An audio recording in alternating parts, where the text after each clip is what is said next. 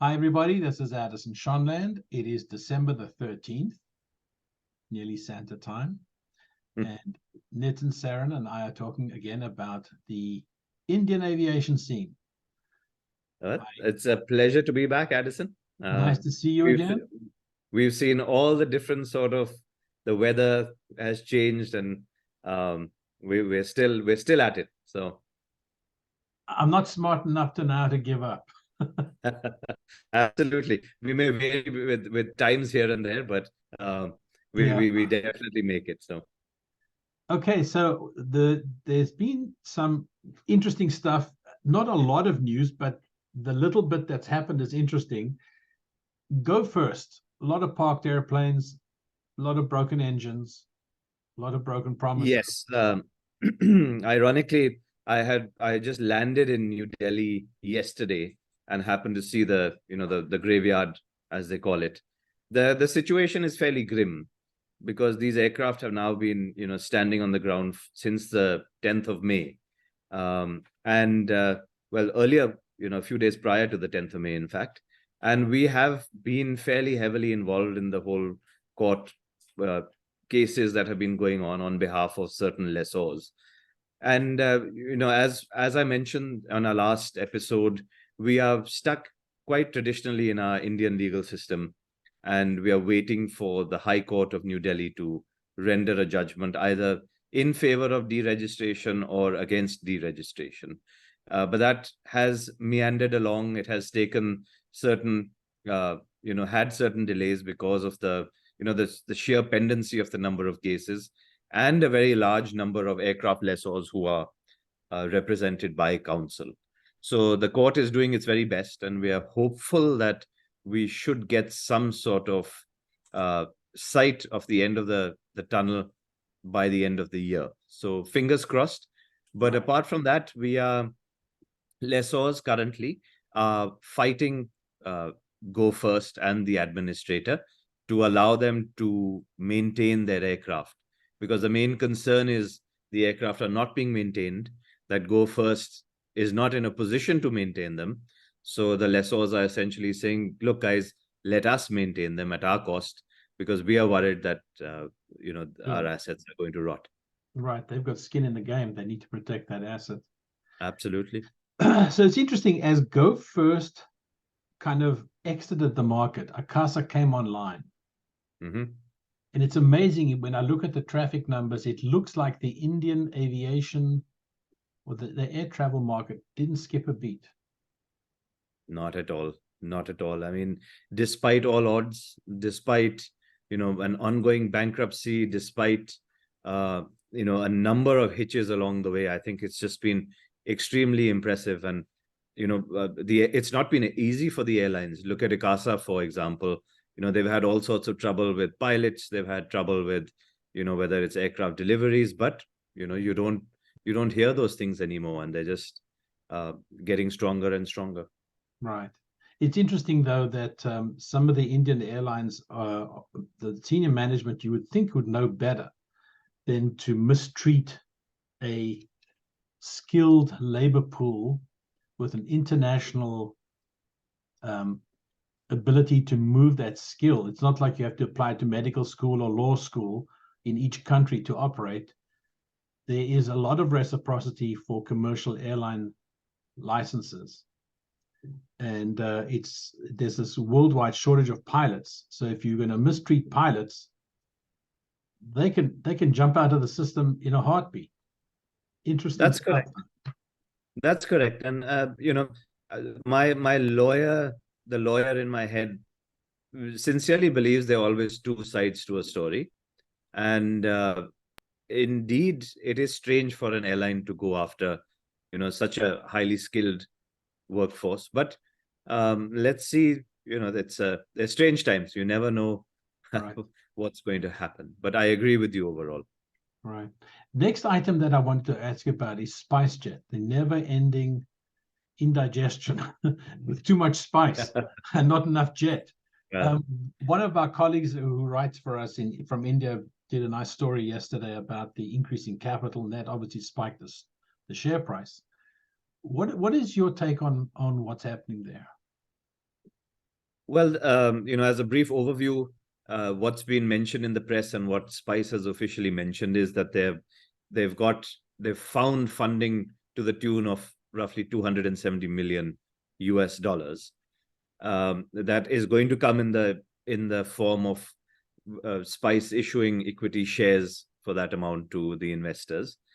But as they say, a cat has 9 lives, but I believe certain cats have 18. And I think Spices has utilized or each one of those 18 very, very, to its last breath. But it's an interesting time. I really hope, and I say this because I've personally been involved in a few of the insolvency matters that are going on against Spice. They have a very dedicated team. They have the management that's looking after this is really like the last few crew members on board the Titanic, and they're the sole ones who are steering it towards shore. But I really hope that this amount that they are looking to raise will tide them over, because I'm fairly certain that their debt is also quite large. So let's hope it's not a situation where they just about manage to pay off their debt and not use any of that for further expansion or getting back on their feet. It's interesting, Nitin, because I would see from an investor standpoint, although SpiceJet may have all kinds of need all kinds of remedial management, the fact is you have a fleet, you have people, and you're in this booming travel market. Absolutely. So I would imagine that these companies, these investment funds that are looking at taking a stake, have to be looking at, when you weigh the risk and the reward, the upside here is pretty big. If they can turn this company around and tighten it up and put the adults in charge, so to speak, you could be sitting on something that's really useful. Absolutely. And Spice is really one of the oldest airlines in the country now. And for anyone who's looking at, entering the market or, simply just buying an air operator's permit, I think they are a fan. If they can work out, all their debt issues, etc., I think there's nothing like it. A small interesting story I heard from flight crew the other day was that from a employer standpoint, pilots loved Spice because they were flexible. They were, keen to listen to their employees. So from that perspective, you hear a lot of positive aspects. You hear a lot of positive stories. It's just that they've just had a tremendous amount of bad luck, but bad luck always comes in the form of some sort of bad management. Who knows what the actual reason is? But let's see. Yes, it's a excellent opportunity for either a foreign airline to perhaps pick up a stake in Spice. That's also an option. But these seem to be first steps towards new investors. Did they get the airplane in Dubai back? I believe, yes, they flew it back on the 8th. So that was an interesting case that we studied. I believe there was an order from one of the Dubai courts. I'm not certain whether it was, the local Dubai courts or whether it was the DIFC, the Dubai International Financial Center courts that issued that order. But I believe it was on the asking of an engine lessor that this aircraft was diverted to Dubai World Central and sought to be seized. But I believe I haven't seen the order, so again, I'm shooting in the dark. I believe that Spice was redeemed thereafter, and they were allowed to leave with, I believe, an order in their favor. Again, I haven't seen those myself, but they were quite proudly stating that the order was eventually in their favor, and they were allowed to leave. Yeah, that's got to be, for the crew and for the passengers, that's got to be like the ultimate sinking feeling. Well, of course, there's nothing in India that's sinking right now. It's marvelous. Air India, new uniforms, some fleet changes, lots of changes there. Absolutely, and it's I think the news as far as Air India goes, unless you follow them, on a minute to minute basis, is they are on the back burner, but they're doing all these small, interesting and fantastic changes, like the new uniform, which I personally find fairly pleasing to the eye. I think they've done a very good job. The one iteration of the uniform did remind me a lot of the Thai Airways uniform that we have. But interesting stuff coming out of Air India. And yes, small rejigs here and there where, they earlier had a larger A320neo order, which they seem to have swapped around with Airbus to increase the number of A321neos as opposed to the A320s. And of course, they've rejigged their A350 order slightly. But those Air India painted A350s doing their rounds around the world right now are really making headlines, and we can't wait for them to reach India. So it's interesting when we talk about the 321 is obviously the flavor of the year. It is, in terms of commercial aviation, that's the one thing, the perfect storm. There were challenges at Boeing, which was an issue. Boeing has for the longest time not wanted to get back into the 757 replacement market like they might have, which leaves us open to Airbus exclusively. And what we see is everywhere you look, people are upsizing to the 321. Now, I think what happens in India that's really fascinating, obviously Indigo has taken a bunch of 321s as well, but Air India clearly is going to bring the fight to Indigo, and Indigo's massive market share is probably not going to remain at those levels as Air India claws back market share, and it will do that effectively with things like the 321. That's correct. And, I really can't say much apart from the fact that it is very interesting times. The 321 has really outperformed itself. I was told, I'm not a technical person, but the little bit of information that I did get from technical folks is that the aircraft really performs, and it performs economically. So most operators are very happy to have that in their fleet. But that being said, I think what the sprouting back of Air India is going to end up is, number one, of course, it's going to be a lot of challenge for Indigo. But at the same time, it's really going to develop the market and make it more mature, from a certain perspective, and just make it healthier. Because I know from a personal perspective, whether, flying Indigo very, very often, they are perfectly suited for business travelers because, they're on time, they're quick, and they're cheap. And they're, the longest flight you can find in this country is a shy of, 3 hours. So it's not as if they're very long, stage lengths that are being performed. So it's going to be a fight. It is definitely going to be a fight. As I say, there are still people who want to fly a rickety old SpiceJet aircraft just because they're cheaper than the others. So again, it's a very price sensitive market.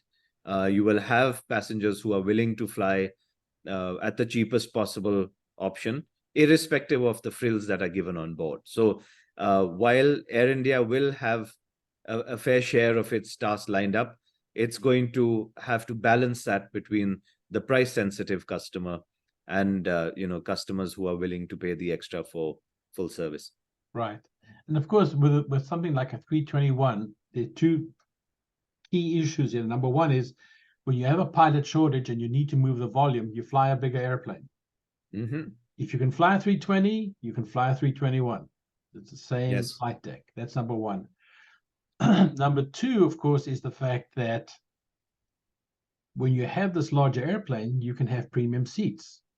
And as you've seen, certainly in the North American market, the traffic is chasing the premium seat. That's a lot more money for a little bit more real estate. Absolutely. And I think that's similar to what's happening in India, where Indigo announced that they are going to have a small business class cabin on their A321s, on certain A321s. And a real life example is last night, very quickly, Vistara has 2 daily flights from New Delhi to my hometown, and I try to commute as much as possible. They've swapped one of those flights to a single class A320. And the experience, of course, the crew is fabulous.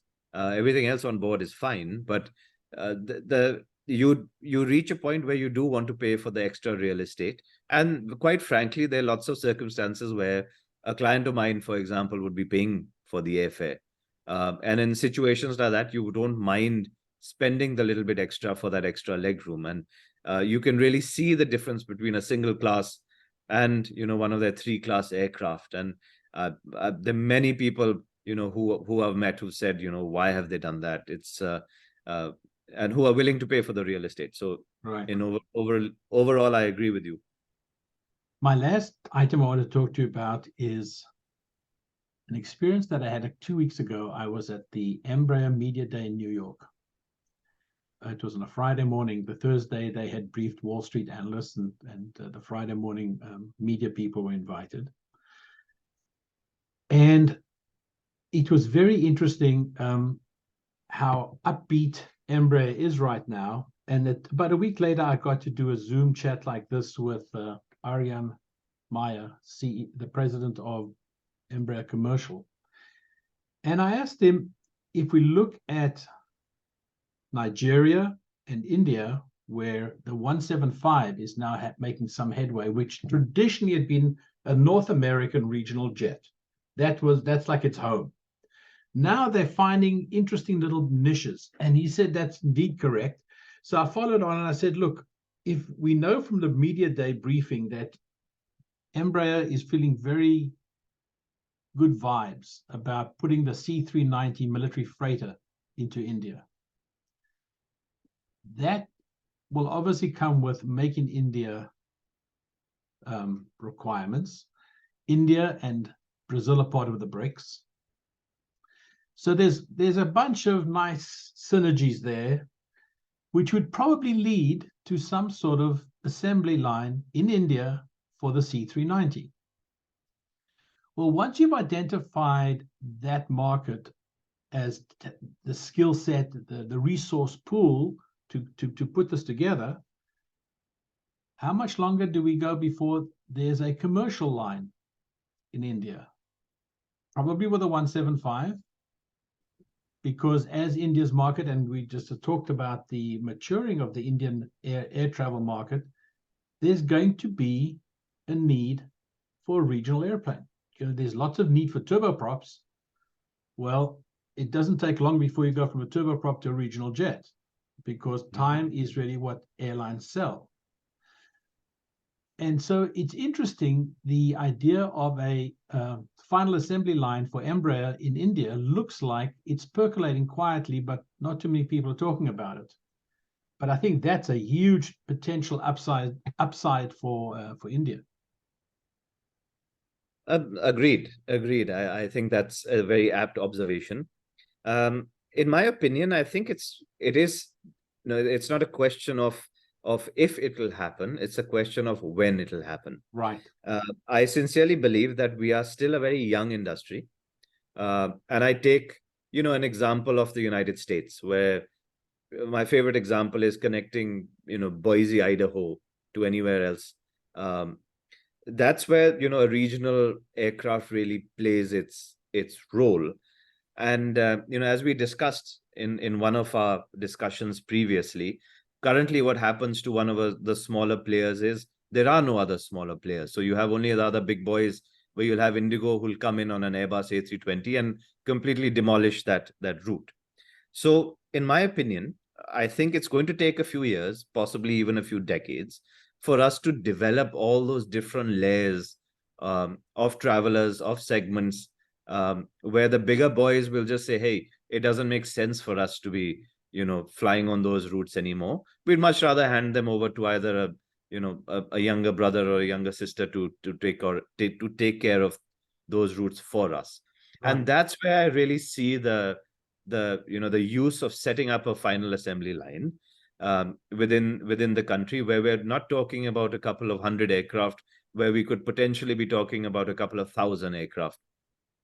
The other situation where I do see the possibility of that happening sooner than later is if they find an effective cost point of manufacturing in India vis-a-vis manufacturing elsewhere in the world, where they would be manufacturing in the country and exporting for other countries. But again, I don't know how they're set up and whether that would really be of any interest or benefit to the likes of Embraer. But I really think it's a matter of a couple of more years, possibly a decade or so, for us to develop all those different layers, and then it'll be a very attractive proposition. Right. Listen, thank you very much. Always good to chat with you. Thank you for having me.